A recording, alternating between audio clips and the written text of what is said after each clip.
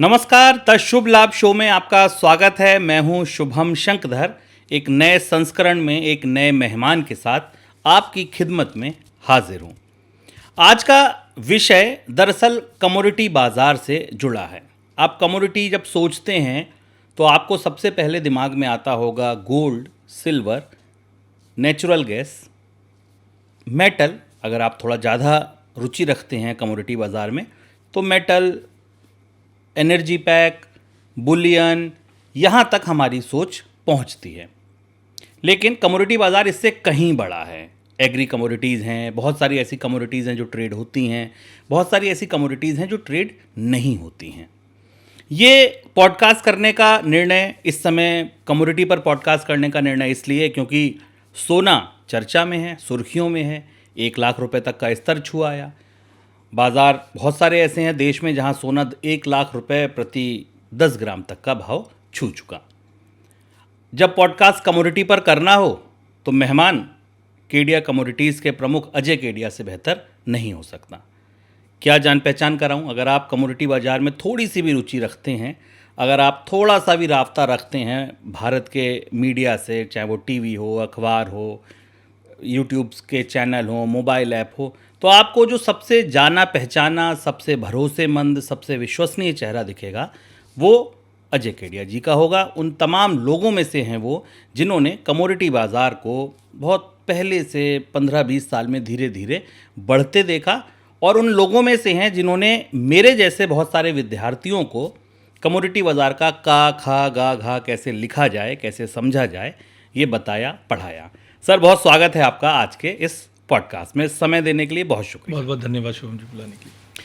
Sir, बिना समय गवाए सीधे मुद्दे की बात। पहला सवाल, सर सोने पर क्या लग रहा है आपको? बात करते थे 70,000 75,000, जब सुनते थे तो कहते थे सोना बहुत महंगा हो गया। 75,000 रुपये का सोना, लेकिन 75,000 से और 1 लाख इतनी जल्दी हो जाएगा ये सोचा नहीं था। क्या लगता है आपको सोने का भविष्य अब? देखिए शुभम जी, जब भी हम डेफिनेटली जो आपने बताया कमोडिटी की बात करते तो सोना ही नज़र आता है। और देखिए इंडिया एक ऐसा कंट्री है जहाँ पे हम सोने को बाय नहीं करते, हम सोने को कंज्यूम करते हैं।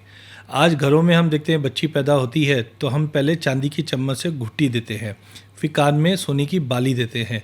हर एक शुभ अगर हम प्रोग्राम की बात करें तो सब में सोना लगता ही है, बिल्कुल। लेकिन सोने में एक पेक्युलरिटी ये होती है कि कभी भी मार्केट में एक बड़ा जंप आता है, उसके बाद काफ़ी समय तक मार्केट एक लीनियरली ट्रेड करता है, और फिर जब तेज़ी आती है तो एक अच्छी आती है। अभी हम पिछले 4 साल की अगर बात करूँ तो सोना डबल हो गया है।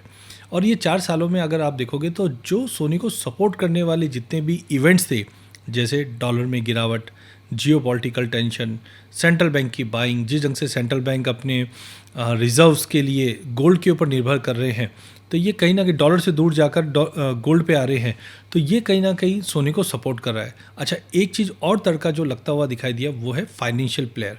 अब तक फाइनेंशियल प्लेयर अपने असेट क्लास में सोने को रखते ही नहीं थे, क्योंकि सोना तो कंजम्पशन वाली चीज़ है, रिटर्न वाली चीज़ ही नहीं थी।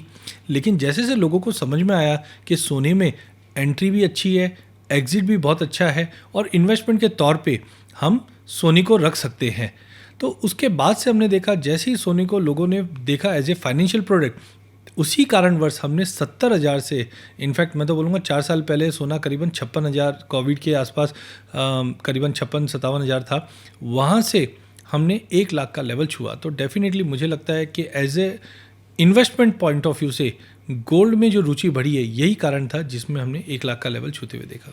सर, अब 1 लाख का लेवल छू लिया। आपने जिक्र किया कि जब हमारे घर में पहला संस्कार शुरू होता है वो सोने चांदी से शुरू होता है। शादी एक बड़ा संस्कार है सर। अब जिनके घरों में शादी है, जून महीना शुरू होने वाला है, इसके बाद दिसंबर में हमारे यहाँ फिर शादियाँ होती हैं। जिनके अभी शादियाँ हैं वो क्या करें? अब अगर मान लीजिए उन्होंने पहले से सोना नहीं रखा है, पहले से धीरे धीरे बाइंग नहीं की है, उनको शादी के मौके पर, और कितनी भी की हो, शादी के मौके पर हर परिवार में मुझे लगता है चाहे थोड़ी हो चाहे ज़्यादा हो, शॉपिंग ज़रूर होती है गोल्ड की। क्या आपको लगता है कि जिनका जून में जिनके यहाँ शादी है अभी खरीद लें, महीने 2 महीने में कुछ नहीं होने वाला है, या दिसंबर वाले भी अभी खरीद लें क्योंकि तब हो सकता है भाव और ज़्यादा ऊपर दिखे? देखिए सुनो, मुझे लगता है कि पहला चीज़, इंडियन आदमी को सोना कब खरीदना है ये बोलना मुझे नहीं लगता सही चीज़ है। बिकॉज आज हम देखते हैं कि अक्षय तृतीया, धनतेरस, शादी ब्याह, कोई भी तीज त्यौहार होते हैं तो हम सोना तो पहले लेते ही लेते हैं। अब जब भी आप सोना बाय करते हैं तो मैं सबको एक ही चीज़ समझाता हूँ, केवाईसी कीजिए, खुद का केवाईसी कीजिए। आप सोना क्यों लेना चाहते हो? अगर आप निवेश के लिए लेने जाते हो तो हम जरूर देखेंगे कि मुझे थोड़ा सा सस्ता मिल जाए तो मैं लेऊँ उसको। लेकिन जब आप कंजम्पशन के लिए ले रहे हैं तो आप भाव मत देखिए। उदाहरण के तौर पे मैं अगर बोलूँ कि मेरी शादी 2008 में हुई थी, तब सोना करीबन 11-12 हज़ार के आसपास था, तब भी मुझे महंगा लग रहा था। मेरे घर में एक शादी थी 2005 में, जब 5250 रुपये का भाव था फरवरी में, तब भी मुझे महंगा लग रहा था। तो आज भी आपको सोना हमेशा महंगा ही दिखेगा, लेकिन जब आज मैं देखता हूँ, मेरी शादी को 15 साल हो गया, तो 15 साल पहले यार मैंने बहुत बड़ी गलती की। अगर मैं सोना ज़्यादा ले लेता तो अच्छा प्राइसिंग में मेरे को मिल जाता था। तो मुझे लगता है कि पहला, अगर आपको कंजम्पशन के लिए सोना लेना है और शादी आपके महीने 2 महीने में, इस बार ना CIT की जो रिपोर्ट के अनुसार 53 लाख शादी है। कोविड से पहले हम 20-22 लाख शादियाँ देखते थे, अब वो भी डबल हो गई है। तो कंजम्पशन पैटर्न भी बदला है। तो अगर घर में शादी है तो आप प्राइस को मत देखिए। देखिए होगा क्या, कभी भी सोने में परसेंटेज करेक्शन नहीं आता है, सोने में टाइम करेक्शन आता है। जैसे 2008 से 2011 के बीच में ज़बरदस्त तेज़ी आई, जहां सोना 5,000 रुपये से चलकर हमने करीबन 30,000 का भाव देखा। फिर 2011 से लेकर 2020 तक प्राइजेस करीबन 27,000 से 30,000 के बीच में ट्रेड कर रहा था, कोई बड़ा मूवमेंट नहीं था, और अब अचानक से हमने एक बड़ा जंप देखा है। तो मुझे लगता है कि कंजम्पशन के लिए लेना है, आप अभी लेके चलिए। हो सकता है जैसे अभी रिसेंटली हमने 10% का करेक्शन देखा, ऐसे 8-10% का करेक्शन जरूर आ जाएगा, बट उसको शादी का जो ये बड़ा त्यौहार है आपके घर पे, उसके लिए वेट मत कीजिए, सोना जरूर लेके चलिए। सोना खरीदने से पहले अपना KYC करिए। अजय जी का कहना है कि सोना खरीदना क्यों है। सोना अगर आपको कंजम्पशन के लिए खरीदना है, गहने खरीदने हैं, ज्वेलरी खरीदनी है, ले लीजिए। हर भाव सस्ता है, क्योंकि जब आप कंज्यूम करने के लिए खरीद रहे हैं तो आपको बेचना नहीं है हाल फिलहाल में। और जब आप अगला बड़ा मौका जब भी रिविज़िट करेंगे अपनी खरीद को, तो आपको यही लगेगा यार उस समय और ख़रीद लिया होता।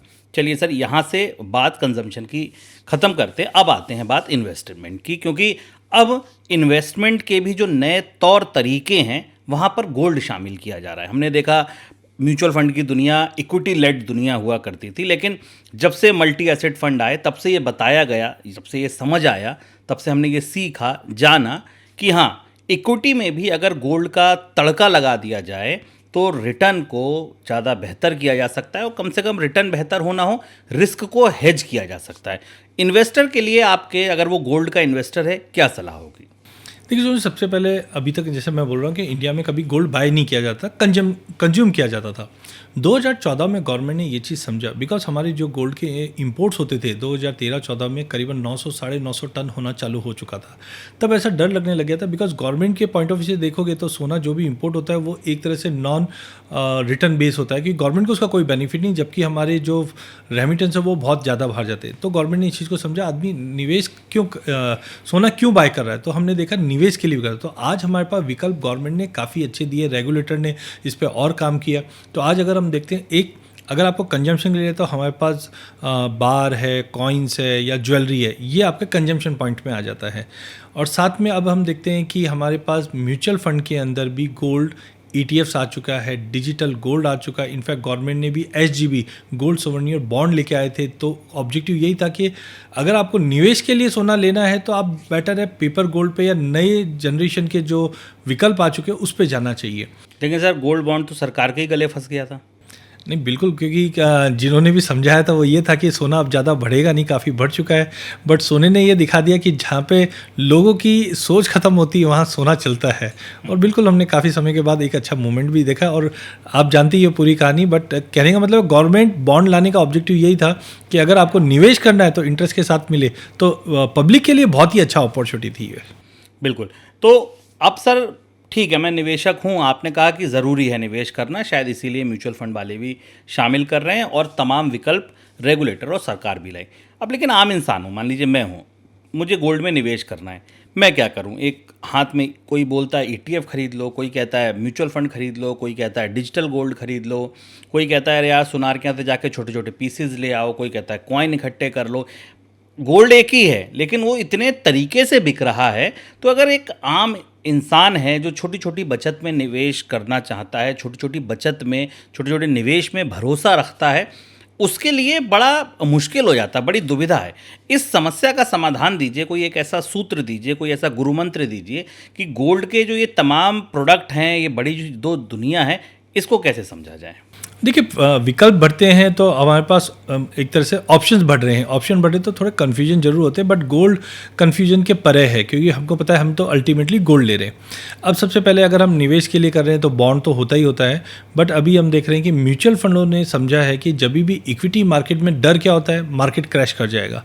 और जब मार्केट क्रैश करता है तो सोना बढ़ता है। आज आप देखिए कोविड हुआ तब हमने देखा कि इक्विटी क्रैश हुआ, कमोडिटी बढ़ गया। लड़ाई होती है तो इक्विटी क्रैश करता है, कमोडिटी बढ़ता है। तो म्यूचुअल फंड ने एक नया कॉन्सेप्ट निकाला है जिसको बोलते हैं मल्टी असेट, और जहाँ पे हम देखते हैं 18-20% का एलोकेशन करना स्टार्ट हुआ, जिसकी वजह से क्या होता है, कभी भी इक्विटी में डर होगा तो इक्विटी टूटेगी तो सोना उसको संभाल के ले लेगा।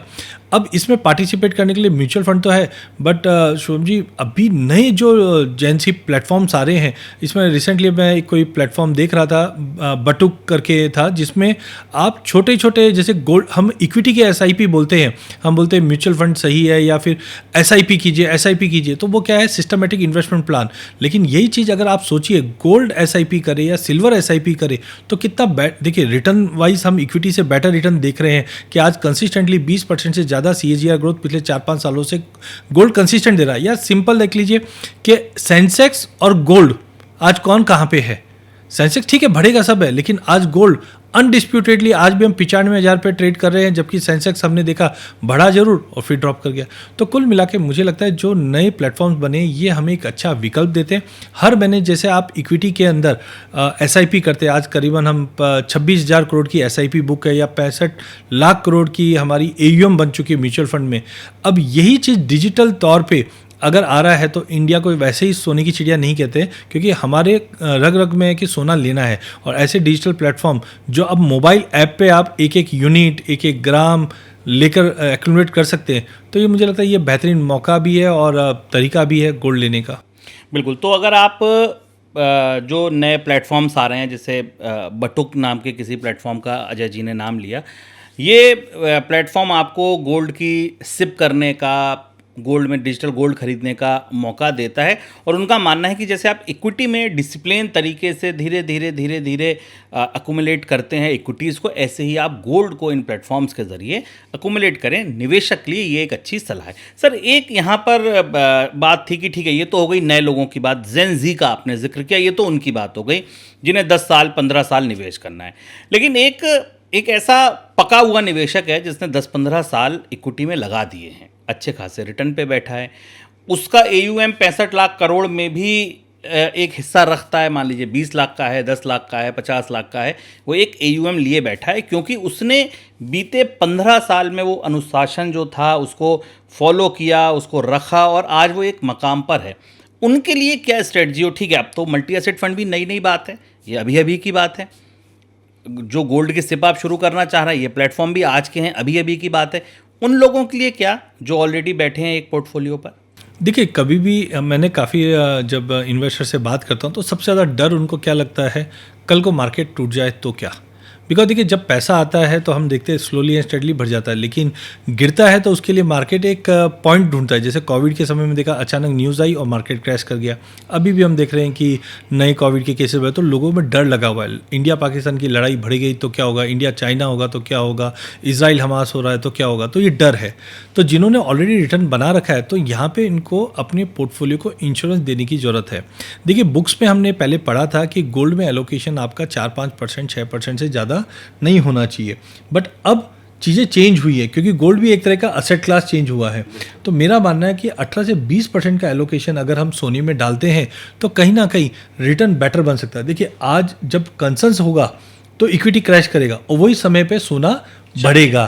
तो मुझे लगता है जिनका ऑलरेडी अच्छा रिटर्न्स बना हुआ है तो ये सही मौका है कि उसमें से एटलीस्ट 15 से 18% या एग्रेसिव है थोड़ा तो 20% का एलोकेशन अगर हम सोने और चांदी में करते हैं, उससे बेनिफिट ये कल को अगर इक्विटी मार्केट में करेक्शन आता है तो कहीं ना कहीं सोना उसको संभाल सकता है। तो एलोकेशन में डाइवर्सिफाई कीजिए सोने के साथ। ये मुझे लगता है कि एक ऐसी सलाह है जिसको मैं रेखांकित करूंगा, जिसको मैं दोबारा दोहराऊंगा। अजय जी की बात जितनी मैं समझ पाया वो ये कहना चाह रहे हैं कि अगर आप एक अच्छे म्यूचुअल फंड में पैसा लगाकर एक अच्छे कॉर्पस पे बैठे हैं या डायरेक्ट इक्विटी में पैसा लगाकर एक अच्छे कॉर्पस पे बैठे हैं, तो आप उसमें से 15-20% हिस्से का, जैसे मान लीजिए कि अगर आपका 50 लाख का पोर्टफोलियो है या 10 लाख का पोर्टफोलियो है, तो उसमें से 2 लाख रुपए निकाल कर गोल्ड में डाल दीजिए। इससे आप एक तरह से अपने इस पोर्टफोलियो का, इस इक्विटी का इंश्योरेंस करा लेंगे। अगर आपको ये डर लगता है कि यार एक स्थिति पर तो मैं पहुंच गया, लेकिन रातों रात अगर मान लीजिए कोविड जैसी कोई स्थिति आ गई या कोई बड़ा जियोपॉलिटिकल टेंशन हो गया जिसकी वजह से मार्केट क्रैश कर गए, तब क्या होगा? तब मेरा ये जो बड़ा पोर्टफोलियो दिख रहा है, स्वस्थ बलिष्ठ, ये एकदम कमज़ोर ना हो जाए, सिकुड़ ना जाए। तो अगर वो सिकुड़ेगा तो उसको गोल्ड कवर कर लेगा। तो आप अभी अपने करंट पोर्टफोलियो में से 15-20% पैसा निकाल के गोल्ड अगर खरीद लेते हैं, तो ये एक तरीके से आप अपने पोर्टफोलियो का इंश्योरेंस करा लेंगे। सर, निवेशक भी अब क्लियर हो गए। प्लेटफॉर्म कोई भी हो, गोल्ड खरीदिए, धीरे धीरे खरीदिए, डिजिटल गोल्ड खरीदिए, डिजिटल सिप कराइए, लेकिन खरीदिए। एक बड़ी इंपॉर्टेंट चीज़ है सर, मैंने देखा है कि जब जब सोना 90,000, 1 लाख, जब 75 भी था, जब 50 भी था, जब आम जन में ये माहौल बनता है कि सोना बड़ा महंगा हो गया, बड़ी ऊंचाई पर पहुंच गया। हालांकि वो ऊंचाई अगले 10 साल बाद नीचे लगने लगती है, वो पहाड़ी नीचे लगने लगती है जब हम नई पहाड़ी पे पहुंच जाते हैं। लेकिन जब जब हम किसी पहाड़ी के शीर्ष पर होते हैं तो ये बात ज़रूर चलने लगती है, उठने लगती है कि अब चांदी नया सोना है, आप चांदी खरीदिए, चांदी नई बैठ है। मुझे अच्छे से पता है, अभी भी अगर आप 1 महीने पहले के आर्टिकल्स देखिए, इंटरव्यूज़ देखिए, तमाम एक्सपर्ट्स आपको ये सलाह देते मिलेंगे कि सर सोना तो खूब चल गया, सिल्वर इज़ न्यू गोल्ड, इस तरीके की हेडलाइंस आपको दिखने लगेंगी। इस ख्याल से, इस सोच से आप कितना इत्तेफाक रखते हैं, आप कितने मुतमईन हैं इस बात से कि नहीं यार, अगर गोल्ड की गाड़ी आपको ऐसा लगता है छूट गई, कोई बात नहीं, पीछे पीछे एक और गाड़ी आ रही है जिसका नाम सिल्वर है, और वो भी आने वाले दिनों में आपको उसी तरीके का रुतबा दिखेगा उसका भी। और अगर आप वहाँ पैसा डालते हैं तो आप भी उन लोगों में से होंगे जो कम से कम बुलियन में अच्छा रिटर्न कमाते हैं।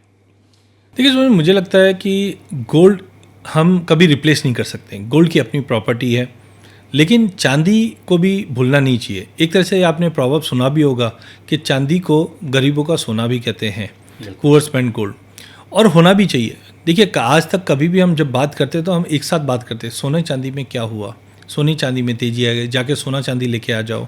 तो हमेशा सोना और चांदी साथ साथ में चलता है। बट मुझे सोना लेना चाहिए या चांदी लेना चाहिए, कब कहाँ निवेश करना चाहिए, उसके लिए एक छोटा सा मैं आपको एक बैरोमीटर बताता हूँ। जैसे अगर बुखार मापना है तो हमारे पास थर्मामीटर होता है, तो सोने और चांदी में से किसका रिटर्न बेटर रहेगा उसको मापना है, तो उसको हम बोलते हैं गोल्ड सिल्वर रेशियो, जिसमें आपको करना क्या है, सोने के भाव में चांदी के भाव का अगर हम समझो गोल्ड प्राइस को सिल्वर प्राइस से डिवाइड करते हैं तो एक रेशियो निकल कर आता है। इस वक्त सोने का भाव है करीबन 96,000 और चांदी का भी भाव लगभग हम 96 का भाव ही देख रहे हैं। इसका मतलब है रेशियो 100 की है। और जब भी ये रेशियो ऊपर की तरफ जाता है तो सोने का भाव बढ़ता है, चांदी थोड़ी सी कम बढ़ती है। और वो कब होता है, जब मार्केट में जियोपॉलिटिकल टेंशन है, लड़ाई का माहौल है।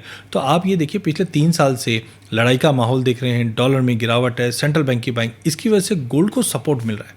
लेकिन आज जो रेशियो 100 पे है, पिछले 50 सालों में कभी भी मैंने ये रेशियो 100 के ऊपर नहीं देखा। हाँ, हालांकि कोविड के समय में ये रेशियो 126 तक का लेवल दिखाई थी, बट वो सस्टेन नहीं की।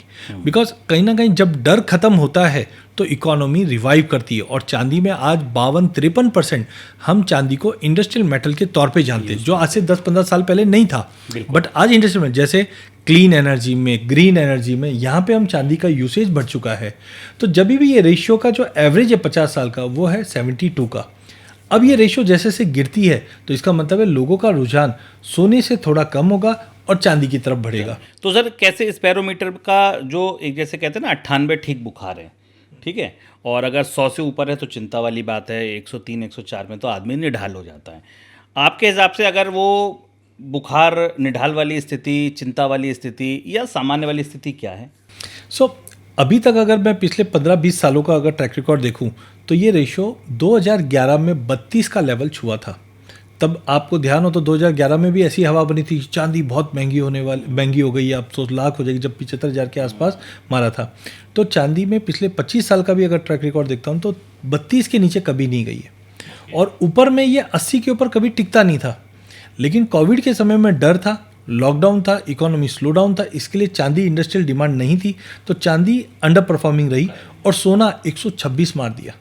लेकिन अभी भी अगर रेशियो देखो तो बहुत हायर लेवल पे है। अब आप ये देखिए, जो लड़ाई है वो हमेशा चलना है क्या? नहीं, वो ख़त्म हो जाएगी। देन आज यूएस चाइना का टेंशन था, वो ख़त्म हो रहा है, तो इकोनॉमी जैसे से बूस्ट करेगी, इमीडिएटली चांदी का यूज़ केस बढ़ेगा। आज सोलार में, ईवीज में, 5G टेक्नोलॉजी में, यहाँ पे हम देख रहे हैं सोलार का यूज़ केस बढ़ रहा है। तो मुझे लगता है आज चांदी बहुत ही सस्ती है। अगर कोई यहाँ से 2-3 साल का व्यू लेकर चलता है तो मुझे लगता है चांदी डबल भी हो सकती है।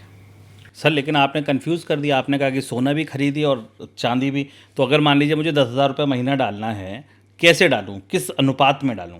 देखिए, मैं अभी भी बोलता हूँ सोने में कभी भी परसेंटेज करेक्शन नहीं आएगा, लेकिन बहुत बार होता है कि सोना एक दायरे में अटक जाता है। तो मुझे लगता है कि अगले 2-3 साल में सोना रिटर्न देगा, लेकिन अब तक हमने 20-20% का जो रिटर्न देखा है वैसा नहीं आएगा, इन्फ्लेशन को बीट कर देगा। लेकिन चांदी इन्फ्लेशन को भी बीट करेगी और कंजम्पशन में जा रही है और डेफिसिट चल रही है, जो माइन के आउटपुट से उसमें कमी आई है। तो मुझे लगा अनुपात की अगर बात करें तो मैं ज़्यादा बुलिश चांदी में हूँ। तो मेरा 80% का जो एलोकेशन होना चाहिए वो चांदी में होना चाहिए और 20% का एलोकेशन आज के करंट कंडीशन को देखते हुए सोने में होना चाहिए। और वो जो जिनको आपने बोला कि पोर्टफोलियो का 15-20% बेच दो, 10 लाख में से 2 लाख निकाल के या 50 लाख में से 10 लाख निकाल के, वो क्या करें? मैं उनके लिए भी वही बोल रहा हूँ कि अनुपात पहला है। चीज़ आप उसमें अनुपात अगर देखो, वहाँ पे उनका मेन कंसर्न क्या है, कल को अगर इक्विटी में बड़ा करेक्शन आएगा तो सोना चांदी बढ़ना ही, और इक्विटी में करेक्शन कब आएगा? इवेंट होगा, और जब जियोपॉलिटिकल टेंशन होगा तो सोना बढ़ेगा ही। तो अगर आप उसको इसी अनुपात में भी डालते हो तो अल्टीमेटली देखिए, अभी जो सोने में तेजी आई तो चांदी भी तेज हुई है। तो कुल मिला के आपका अनुपात रहना ही चाहिए सोने में। अगर आप इक्विटी में डाइवर्सिफिकेशन देख रहे हो या इंडिविजुअली भी अगर डाल रहे हो तो मुझे लगता है चांदी तो एटलीस्ट आपके पोर्टफोलियो में होनी चाहिए। अगले 3 से 4 साल में चांदी आपको ज़बरदस्त रिटर्न दे सकती है, ये अजय केडिया जी का मानना है। सर अब गोल्ड सिल्वर से एक पायदान नीचे उतरते हैं, क्योंकि कमोडिटी बाजार को थोड़ा आज डिटेल में आपके साथ में समझने को बैठा हूँ। इसके बाद उतरते हैं, चलते हैं एनर्जी वाली बास्केट में। सर ये क्रूड और नेचुरल गैस, ये देखिए आम आदमी तो खरीदने सर क्यों खरीदना उसे। अब तक एक रुझान रहता था भारत के लोगों का कि क्रूड सस्ता हुआ तो पेट्रोल डीजल सस्ता हो जाएगा। वो भी चर्चाएं पिछले 1-1.5 साल 2 साल से लगभग ख़त्म है, क्योंकि वो वहीं टिकाए, बढ़े तब भी आपको उतने का ही मिलना है, कम हो तब भी उतने का मिलना है। थोड़े जो अभिजात्य लोग हैं, थोड़े ज़्यादा पढ़े लिखे, ज़्यादा अर्थशास्त्र को समझते हैं, जानते हैं, वो ये कहते हैं कि हाँ क्रूड नीचे है तो महंगाई कमोवेश कम होगी। हालांकि आंकड़े अगर आप पकड़ें, अपने आसपास की महंगाई देखें तो वो उससे बहुत मिलती जुलती लगती नहीं है। आते हैं सर ट्रेडर्स पे, ठीक है। अब ये रह जाती है कुल मिलाकर ट्रेडर्स की एसेट या ट्रेडर्स के लिए कमोडिटी रह जाती है। क्या व्यू है आपका कि नेचुरल गैस और क्रूड जैसी चीज़ों को अगर ट्रेड करना है किसी को, तो क्या गोल्ड सिल्वर से ज़्यादा बेटर होते हैं एनर्जी पैक या मेटल पैक, या नहीं? देखिए, सोना चांदी एक हम बोल सकते हैं सेलिब्रिटी असेट क्लास है। वो डेफिनेटली कोई भी हो सब जानते भी और ट्रेड भी करते हैं, अपॉर्चुनिटीज़ भी हम आते हुए देखते हैं। लेकिन देखिए, इकोनॉमी को जो चलाना है तो वो तो एनर्जी ही चलाएगी और मेटल भी चलाएगा। मेटल भी चलाएगा। तो आई थिंक हाँ, ये ज़रूर है, जो सेलिब्रिटी है उनको पहला लाइमलाइट मिलता है वो सोना चांदी है। बट हाँ, कोई भी इंडस्ट्री को चलाने के लिए 2 बेसिक है। ट्रेडर इसके लिए इसमें ज़्यादा अट्रैक्ट होते हैं क्योंकि आज कोई भी अगर डेटा आता है इकोनॉमी, लेट से जीडीपी के नंबर आए ख़राब आ रहे, तो हमें मालूम है कि मेटल का या कच्चे तेल का कंजम्पशन कम होगा, भाव गिरेंगे। तो बहुत इजी अंडरस्टैंड करना।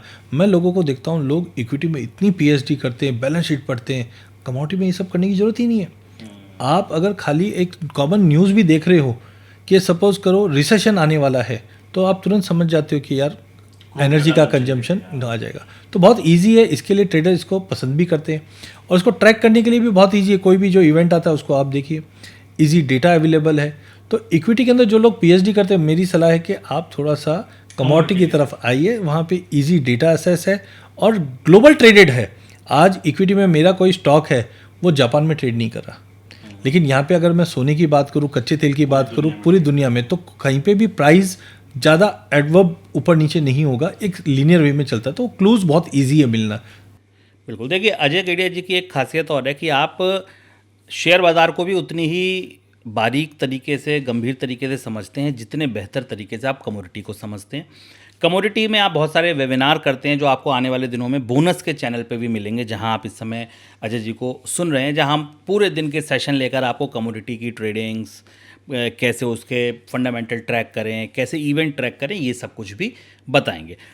आप सर क्योंकि दोनों बाज़ारों को बेहतर तरीके से समझते हैं, अगर आपको एक निष्पक्ष राय देनी हो, क्योंकि आप दोनों ट्रेडर्स को बेहतर से जानते हैं, क्या लगता है आपको, इक्विटी ट्रेडिंग ज़्यादा बेहतर है या कमोडिटी में, चाहे बुलियन हो, एनर्जी हो, मेटल हो, वो ट्रेडिंग ज़्यादा बेहतर? अब हम इन्वेस्टर से एक कायदा नीचे आ गए, क्योंकि इन्वेस्टर की बात पूरी हो गई, उनका मुझे लगता है जो मन में शंकाएं थी उनका समाधान आपने दे दिया। अब आते हैं ट्रेडर कम्युनिटी पर। मैं ट्रेड करने बैठा हूँ, 10 लाख रुपए मैंने डीमेट अकाउंट में डाले हैं आज अपने, या ट्रेडिंग अकाउंट में डाले हैं, क्या ट्रेड करूँ? इक्विटी ट्रेड करूँ या कमोडिटीज ट्रेड करूँ? देखिए, दोनों अपने अपने एसेट क्लास है, दोनों के प्रोस एंड कॉन्स दोनों जगह पे। लेकिन मुझे कमोडिटी इसलिए पसंद, मैं ये नहीं बोलता आपका 100% पैसा कमोडिटी में जाना चाहिए। मुझे लगता है कि आपका एलोकेशन कमोडिटी में होना चाहिए। उसका कारण भी है, आज इक्विटी में भी देखिए, ऐसा नहीं कि मैं इक्विटी में बिल्कुल ही ट्रेड नहीं करता या निवेश नहीं करता, निवेश रहता है मेरा, लेकिन एक एसेट क्लास के तौर पे मेरा कुछ जो एलोकेशन है वो कमोडिटी में होना चाहिए। कमोडिटी में सबसे बढ़िया चीज़ क्या है, कमोडिटी की वैल्यू ज़ीरो नहीं हो सकती। आज इक्विटी में मुझे डर लगता है, अरे ये स्टॉक अगर समझो कि ब्रांडेड कंपनी है, अच्छी बात है, लेकिन दूसरी कोई कंपनी है तो पहले उसकी बैलेंस शीट पढूं, उसकी मैनेजमेंट क्या करी, उसके प्रोजेक्शंस क्या है, क्या थ्रेट है। लेकिन कमोडिटी में ये सब करने की ज़रूरत ही नहीं है। आज आपको ये पता है कि होली, दिवाली या अभी समझो शादी ब्याह है, सोना टूटेगा या बढ़ेगा? बढ़ेगा। अब अगर सपोज अभी खरीफ सीजन चालू है, मानसून अच्छा है, तो तुरंत आपको समझ में, अरे इस बार मानसून अच्छा है तो प्रोडक्शन अच्छा होगा, प्रोडक्शन अच्छा होएगा तो भाव थोड़ा सा नरम आएगा। लेकिन क्वार्टर 3 में हमारे शादी ब्याह होते हैं और होली या अपना दिवाली, ये सब फेस्टिवल है, इसमें चने के भाव बढ़ेंगे या घटेंगे? तो कहने का मतलब कमोडिटी को समझना बहुत आम आदमी के लिए बहुत ईजी है, और जो फैक्टर इम्पैक्ट करते हैं वो आपके आजू बाजू में ही है। आज महाकुंभ हुआ तो आप सोचो कितनी पब्लिक आई, करीबन बोलते हैं 65 करोड़ के आसपास पब्लिक आई। अब सोचिए वहाँ पे कोई शेयर खरीदेगा? नहीं। वहाँ पे कमोडिटी में, आज जैसे मैं बोलता हूँ कि होटल में जाएगा आदमी, खाना खाएगा, तो वहाँ की इकोनॉमी को बूस्ट मिलेगा। तो कमोडिटी आपके पूरे दिनचर्या में जुड़ी हुई है। सुबह उठकर आप शेयर नहीं देखते हो, आप सबसे पहले कॉफ़ी लेते हो, चाय लेते हो, क्या चीज़ है? कमोडिटी है। रात को खाते हो खाना, वो भी कमोडिटी। तो पहला चीज़, कमोडिटी को समझना बहुत आसान है। अब दूसरा एक बहुत ही इंपॉर्टेंट चीज़ है, हम लोग इक्विटी में निवेश क्यों करते हैं? इन्फ्लेशन को बीट करने के लिए, कि मेरा जो इन्वेस्टमेंट है वो इन्फ्लेशन को बीट कर। लेकिन इन्फ्लेशन होता क्यों है? कमोडिटी की चीज़, कमोडिटी के भाव महंगा होना ही, कपड़ा महंगा या पेट्रोल डीजल महंगा, तो आप इन्फ्लेशन को बीट करने के लिए इक्विटी में भाग रहे हो। और मैं बोलता हूँ आज हमारे पास प्रोडक्ट है कि आप इन्फ्लेशन की चीज़ को ही खरीद लो ना। तो इतना ईजी है कमोडिटी। लेकिन हाँ, अभी तक जो लोगों में चाम बना हुआ था वो इक्विटी बना, लेकिन मुझे लगता है अब धीरे धीरे लोगों का ध्यान जब कमोडिटी पे जाए, आज जैसे गोल्ड का एग्जांपल, आज सेंसेक्स और गोल्ड दोनों का भाव रख लो, आपको दिखाई देगा कि हाँ गोल्ड बढ़ा। और एक लास्ट एक चीज़ सिंपल बताऊँ, मैं एक इवेंट में था, इक्विटी वाले भी बैठे थे, बिल्कुल ड्यू रेस्पेक्ट कि इक्विटी बहुत अच्छा एसेट क्लास है, रिटर्न अच्छा देगा। तो वो बंदे ने बोला कि एक कंपनी है, मेरे को नाम याद नहीं आ रहा है, बोला 1980 में अगर इस कंपनी के शेयर अगर आपने लिए होते तो आपने वहाँ पे अगर 10,000 रुपये लगाया होता तो आज वो 2 करोड़ रुपए बन जाते। मतलब बहुत बढ़िया चीज़ है। फिर मैंने वहाँ पे 500-700 जन बैठे थे, मैंने उनसे पूछा कि भाई साहब ने जो शेयर का नाम बताया, आप 500 जन में कितने जन के पास है? तो किसी का भी हाथ ऊपर नहीं आया। फिर मैंने बोला कि सर आप तो 1980 की बात कर रहे हो, मैं बोलता हूँ 1940-50 में ऐसा एक इन्वेस्टमेंट है जिसका नाम है सोना, और अगर आपके पास पड़ा होता तो आज आप भाव लाख का देखते। आप सब में किसके पास सोना है? तो सबने हाथ ऊपर उठाए। तो कहने का मतलब हम लोग उसमें ऑलरेडी निवेशक है, लेकिन अब तक हमको बताया नहीं गया इसमें रिटर्न भी बनता है। तो अब धीरे धीरे जब प्रोडक्ट आ रहा है तो उसमें आपका एंट्री और एग्जिट इजी वे में हो रहा है, ट्रांसपेरेंसी आ रही है। तो गवर्नमेंट ने, रेगुलेटर ने जो ये विश्वास दिलाया है कमोडिटी पे, इसकी वजह से अब लोग commodity as a asset class देख रहे हैं। देखिए, एक बात जो मुस्कुरा के कही उसको मैं बाद में बताता हूँ। 2 बातें अजय जी ने बहुत इंपॉर्टेंट कही कि भाई ठीक है, इन्फ्लेशन को बीट करने के लिए इक्विटी चाहिए, और इन्फ्लेशन हो क्यों रही है? कमोडिटी की वजह से हो रही है। तो आप कमोडिटी खरीद लीजिए, तो आप वहाँ भी इन्फ्लेशन को बीट कर पाएंगे। दूसरी बात बहुत इंपॉर्टेंट ये कही कि हम सब निवेशक हैं, बस अब क्योंकि चीज़ें थोड़ी आसान हो रही हैं, एक्सचेंज आ रहे हैं, जो रेगुलेटर्स हैं वो भी इसको और ट्रांसपेरेंट बना रहे हैं। पहले गोल्ड सिल्वर के बाज़ार में हॉलमार्किंग नहीं थी, तो कुछ भी बेच दिया जाता था, फ्रॉड होते थे। अब वहाँ से ट्रांसपेरेंसी आ रही है, डिजिटल गोल्ड आ रहे हैं, बड़ी बड़ी कंपनियां, माइनिंग कंपनियां आपको डिजिटल गोल्ड बेच रही हैं अलग अलग प्लेटफॉर्म से। अगर आप देखें तो एक्सचेंज आ रहे हैं, आप ट्रेड करते हैं तो प्रॉपर आपको लॉट मिलती है, आप बेचते हैं, खरीदते हैं। तो अब क्योंकि ये बाज़ार थोड़ा गंभीर हो रहा है, थोड़ा स्पष्ट हो रहा है, पारदर्शी हो रहा है, आपको बेहतर ऑप्शन मिल रहे हैं। और जो बात उन्होंने मुस्कुरा के कही वो ये कि कमोडिटी कभी ज़ीरो नहीं होती। ये देखिए आप, ये एक ऐसा स्टेटमेंट है कि अगर आपने गोल्ड खरीदा है, सिल्वर खरीदा है, तो सिंपल सी बात है वो जेंसोल नहीं होगा, वो यस बैंक नहीं होगा, वो देवान हाउसिंग नहीं होगी, वो जेट एयरवेज़ नहीं होगी, वो किंगफिशर नहीं होंगे। देखिए कोई इक्विटी में मुझे कितने सारे नाम याद आ रहे हैं जो जिनकी स्थिति बड़ी ख़राब हो गई, जो एकदम बहुत अच्छे दिन थे, आज वो शेयर कहीं नहीं है, या हैं भी तो वो इस स्थिति में नहीं है कि उनके गोल्डन डेज से उन्हें कंपेयर किया जा सके। लेकिन गोल्ड में ऐसा नहीं होगा, सिल्वर में ऐसा नहीं होगा। आपने जब से होश संभाला तब से लेके अब तक अगर आपने किसी भी पॉइंट ऑफ टाइम पर ये कमोडिटी खरीदी होगी तो आज आप प्रसन्न होंगे। तो ये जो स्टेटमेंट है ये मुझे लगता है काफ़ी बड़ा स्टेटमेंट है कि कमोडिटी कभी ज़ीरो नहीं होगी। सर एक और बाज़ार बचा, एक बाज़ार बचा एग्री कमोडिटीज़ का। सर एग्री कमोडिटीज़ या कमोडिटी बाज़ार में जो ट्रेडिंग है ना सर, देखिए इसके पीछे जो एक उद्देश्य था ना, जो पवित्र उद्देश्य था, वो ये था कि यार किसानों को अच्छा भाव मिले, प्राइस डिस्कवरी अच्छी हो। एमसीएक्स में भी जो कमोडिटीज़ भी लाई गई वो ट्रेडिंग से ज़्यादा ये था कि यार जूलर्स जो हैं हेज कर सकें, प्राइस डिस्कवरी बेटर हो सके। ये सब इसके सर एक तरीके से अच्छे ऑब्जेक्ट थे। हालांकि उसके बाद ट्रेडिंग इतनी ज़्यादा पॉपुलर हो गई कि लोग आज उसमें कॉल्स आने लगी कि बाय गोल्ड, स्टॉप लॉस, ये और वो इक्विटी की तरह कॉल्स आने लगी। एग्री कमोडिटी का मार्केट आपको क्या लगता है अभी जिस स्टेट में है? ज़्यादातर कमोडिटीज़ पे तो वो सेबी का ऑर्डर ही हम सुनते आ रहे हैं कि और अभी भी बैन रहेगा, बैन रहेगा, बैन रहेगा। लेकिन हाँ, जहाँ थोड़ी सी हवा लगती है वहाँ ग्वारगम जैसे किस्से यहाँ आ जाते हैं सर। यहाँ कमोडिटी ज़रूर लोगों को खाक भी कर देती है, अमीर भी कर देती है। क्या लगता है आपको इस बाज़ार पर? आपकी टिप्पणी क्या है कि अगर हमको पैसा डालना है, ट्रेडर्स को डालना चाहिए, नहीं डालना चाहिए, कि ये भाई जिस काम के लिए लाया गया उसके लिए ठीक है, तुम इससे दूर रहो? नहीं, ऐसा नहीं है। देखिए असेट क्लास बहुत अच्छा है, और अगेन मैं अभी बता भी रहा था कि एग्री कमोडिटी ज़ीरो नहीं हो सकती। हाँ, इसके अंदर जैसे आपने बोला स्पेकुलेटर पार्टिसिपेट कर, लेकिन आप ग्लोबल मार्केट में जाइए, बिना स्पेकुलेटर के कोई भी असेट क्लास नहीं चलता। आज इक्विटी में स्पेकुलेटर नहीं है क्या? है उधर भी। तो आज इस चीज़ को कमोडिटी में बदनाम करके क्या मतलब है? तो स्पेकुलेटर लिक्विडिटी देता है, अपॉर्चुनिटी देता है। हाँ, यहाँ पे गलती आज इक्विटी में भी हमने देखा है, क्रैश भी हुए हैं, और इक्विटी के अंदर काफ़ी लोग जो स्पेकुलेट ज़्यादा करते हैं उसमें होता है। तो सेम चीज़ है इसमें। लेकिन मुझे लगता है देखिए एग्री कमोडिटी अभी भी अंडरटोन रही। आज जितने भी, एक बहुत अच्छा चीज़ है, आप कोई भी मंडी में चले जाइए, आज आपको एक भाव दिखता है। आज आप कोई भी ज्वेलर के पास चल जाइए, सबसे पहला सवाल क्या रहता है?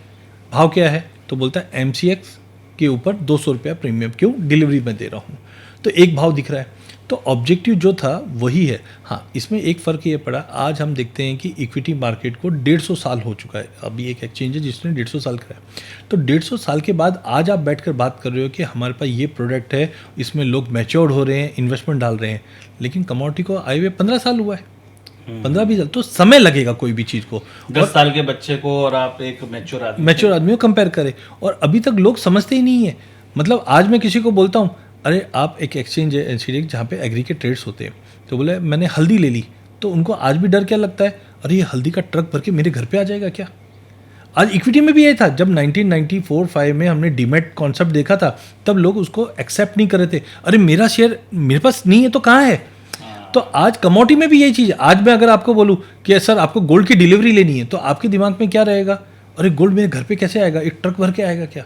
तो यहाँ पे मुझे लगता है कि आपका चैनल एक बहुत बड़ा माध्यम है, कि अगर जब हम इस चीज़ को एजुकेट करेंगे कि आप जो भी चीज़ ले रहे हो उसके लिए वेयरहाउस बना हुआ है, जैसे आप बैंक बने हुए हैं, तो लोगों को विश्वास होगा, ट्रांसपेरेंसी बढ़ रही है, और रेगुलेटर इस पर काम भी करे।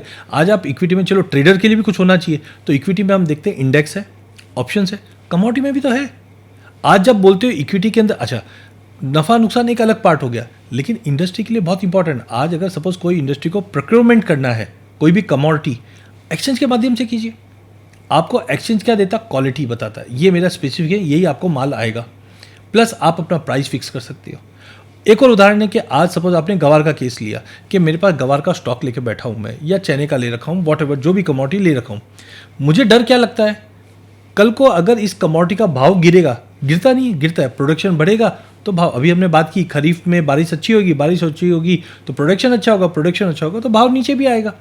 तो आज अगर मेरे पास अगर 1000 टन कोई चीज़ का इन्वेस्टमेंट स्टॉक पड़ा हुआ है, उसको हैज करने कहाँ जाऊँ मैं, तो ये एक्सचेंज ही तो काम करेंगे। बट अभी भी हम पब्लिक को एक्सचेंज उस तरीके से दिखाई नहीं है, तो मुझे लगता है एजुकेशन की बहुत ज़रूरत है, तब लोगों को समझ में आएगा। जैसे आज इक्विटी में जब से कोविड हुआ उसके बाद हम जानते हैं कि मोबाइल में हर एक शो होने लग गए, तो वैसे ही कमोडिटी में मुझे लगता है स्कोप बहुत ज़्यादा है। अभी भी कमोडिटी अभी भी ओपन अप ही नहीं हुई है, तो जैसे जैसे पार्टिसिपेशन बढ़ेगा आई थिंक वॉल्यूम्स भी बढ़ेंगे।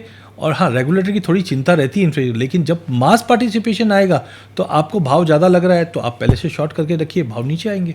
तो अल्टीमेटली पार्टिसिपेशन की बात है और बहुत स्कोप है। बिल्कुल, तो कमोडिटी बाजार में स्कोप बहुत ज़्यादा है, बस ये है कि पार्टिसिपेशन है, वॉल्यूम सभी कम है, 10-15 साल का एक्सचेंज है, नए नए एक्सपेरिमेंट चल रहे हैं, ऑप्शंस यहाँ भी आ रहे हैं। यहाँ से एक नई चर्चा की दिशा खुलती है, वो ये कि यार अगर कमोडिटी बाज़ार इतना रोचक है, वहाँ भी ऑप्शंस हैं, वहाँ भी फंडामेंटल हैं, वहाँ भी टेक्निकल चार्ट्स हैं, वहाँ भी अगर आप कमोडिटी को बड़े हिस्से में 4 हिस्से में तो बांट ही सकते हैं। अगर आप एक्सचेंज के चश्मे से देखें तो एक बुलियन है, एक मेटल है, एक एनर्जी और चौथी एग्री कमोडिटी है। आपके दिमाग में क्या ये सवाल आ रहे हैं कि यार अगर मुझे ठीक है ट्रेडिंग शुरू करनी है, इतनी सारी चीज़ें कमोडिटी के बारे में बताई अजय जी ने, तो मैं गोल्ड की ट्रेडिंग आज से शुरू करना चाहूँ तो कैसे करूँ? कितने तरीके के लॉट हैं, कितने तरीके के ऑप्शन हैं? गोल्ड गुनिया का नाम सुना है? गोल्ड मिनी क्या होती है? बड़ा गोल्ड क्या होता है? कितना पॉइंट साइज होता है? ये तमाम बड़ी बड़ी अनोखी दुनिया है और बहुत रोमांचक दुनिया। अगर आप इसमें घुसेंगे, मैंने कमोडिटी की ट्रेडिंग में लोगों को करते देखा है, जानता हूँ, समझता हूँ, वो भी उतने ही रोमांचक बाज़ार है जितना बाज़ार इक्विटी का है। एक और बड़ी इंटरेस्टिंग बात मैं आपको अपने निजी अनुभव से बताता हूँ। मैं दोनों ट्रेडर्स से बहुत बहुत करीब से वास्ता रखता हूँ। कमोडिटी वाले एक बात पे और थोड़ा सा गुमान करते हैं कि भाई आपका बाज़ार तो 3:30 बजे बंद हो जाता है इक्विटी का, हम तो रात को 11-12 बजे तक ट्रेड करते हैं और सुबह फिर 9 बजे से शुरू हो जाते हैं, पूरे दिन काम करने का मौका मिलता है।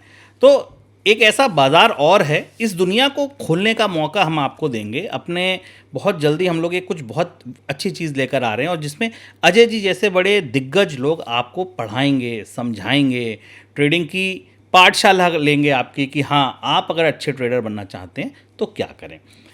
इंतज़ार कीजिए, थोड़ा सा और इंतज़ार कीजिए। अगर आप वाकई इंटरेस्टेड हैं तो आप कमोडिटीज़ लिखना शुरू कीजिए कमेंट बॉक्स में, किस तरीके क्या क्या सवाल आपके मन में ये आप लिखना शुरू कीजिए और हम आपको बताएंगे। सर, इन्वेस्टर की बात हो गई, ट्रेडर की बात हो गई, बाजार की बात हो गई, रेगुलेटर की बात हो गई, अब समय अजय जी की अपनी बातचीत का। सर, 5 रैपिड फायर क्वेश्चंस मैं आपसे लूँगा। ये हमारे पॉडकास्ट का एक रिवाज है, हम अपने अंतिम चरण में 5 ऐसे रैपिड फायर क्वेश्चन लेते हैं जहां आपको जवाब एक शब्द में या एक लाइन में देना होता है। थोड़े से ऐसे सवाल भी होंगे जो आपको एकदम लगता होगा मैं क्या जवाब दूं, ना देना चाहें तो पास कर दीजिएगा, बहुत सारे एक्सपर्ट कर देते हैं और वैसे मुझे लगता है आपके पास वो स्थिति आनी है नहीं। पहला सवाल, गोल्ड के लिए साल 2025 की एक बोल्ड प्रोडक्शन आपकी, नीचे कहाँ तक जा सकता है, ऊपर कहाँ तक जा सकता है? देखिए, गोल्ड ने काफ़ी अच्छे रिटर्न दिए। नीचे में मुझे लगता है कि एक बार आपको 85 के नीचे सोना आता हुआ दिखाई देगा, ऊपर में 1,05,000 इसके ऊपर सस्टेन नहीं गया। 5 साल से अच्छे रिटर्न मिले थे, अब नेगेटिव तो नहीं बोलूँगा मैं, बट कम रिटर्न के लिए तैयार रहिए। आज अजय जी को पैसा डालना है, सोना या चांदी? चांदी। अजय जी को ये कह दिया जाए कि आज के बाद अजय जी आप सिर्फ एक ही चीज़ में ट्रेड कर सकते हैं, इक्विटी, कमोडिटी। कमोडिटी में भी कोई आपको 2 कमोडिटी चुननी है जिनमें आपको ट्रेड का मौका मिलेगा, कौन सी कमोडिटी? प्रेफरेंस चांदी तो है ही है, बट एग्री में मुझे बहुत अच्छी अपॉर्चुनिटीज़ दिखती है। एग्री कमोडिटी में कोई एक ऐसी कमोडिटी बताइए जो आपको लगता है अगले 2-3-4 साल में बड़ा रिटर्न दे सकती है। मैं एक नहीं आपको 2 कमोडिटी बताता हूँ। पहली है हल्दी, जहाँ पे मेरे को बैलेंस शीट बहुत स्ट्रांग दिखती है, लेके चलिए। दूसरा है कॉटन सीड ऑयल केक, यहाँ पे भी बहुत अच्छी अपॉर्चुनिटी है। एक कमोडिटी जिसमें आपको लगता है किसी को ट्रेड नहीं करना चाहिए? सब में करना चाहिए, कमोडिटी में बहुत अच्छी अपॉर्चुनिटीज़ है। एक आखिरी और बड़ा बुनियादी सवाल, जो लोग आपको फॉलो करते हैं, जो लोग आपको लंबे समय से सुनते हैं, समझते हैं, कोई उनके लिए एक गुरु मंत्र, कोई एक ऐसी सलाह जो आपको लगता है कि शुभम मैंने अपने 15-20 साल के अनुभव से रिसर्च में चीज़ों में ये चीज़ सीखी, मैं चाहता हूँ आपको प्रो ट्रेडर या प्रो इन्वेस्टर बनने के लिए एक ये सीख है, अजय जी का गुरु मंत्र है जो ले लेना चाहिए? मुझे लगता है कि सबसे इम्पॉर्टेंट है कमोडिटी। अगर हम बात कर कमोडिटी के पॉइंट ऑफ व्यू से बात करें तो मुझे लगता है कि पढ़ो पढ़ो और पढ़ो, क्योंकि कमोडिटी में इजी है समझना, फंडामेंटल टेक्निकल, और उसको देखकर अगर हम करते हैं तो डेफिनेटली पढ़ाई इनफैक्ट मैं बोल सकता हूँ। पढ़ेंगे लिखेंगे तो बनेंगे नवाब, अजय जी यही कहना चाहते हैं। सर बहुत शुक्रिया आपका इस पॉडकास्ट में जुड़ने के लिए, और जो बातें जो प्रॉमिस मैं आपके साथ कर रहा हूँ ये खरे उतरेंगे ना सर? हम लोग लेकर आएंगे जल्दी, ऐसी प्रॉमिस करते हैं हम लोग ऐसे वेबिनार्स। अब बिल्कुल मुझे लगता है कि बहुत चीज़ बाकी है कमोडिटी में, और आपके साथ बिल्कुल हम और इस चीज़ को एक्सप्लोर करेंगे। Thank you Ajay sir. Thank you, धन्यवाद। आप लोगों का भी शुक्रिया ये शो देखने के लिए। अगर आपको पसंद आया लाइक कीजिए, शेयर कीजिए, बताइए और क्या जानना चाहते हैं कम्युनिटी के बारे में। अजय सर हमारे रेगुलर गेस्ट हैं, और मैं पर्सनली अजय जी के साथ आपके लिए और नए नए एपिसोड लेकर आऊँगा। शुक्रिया।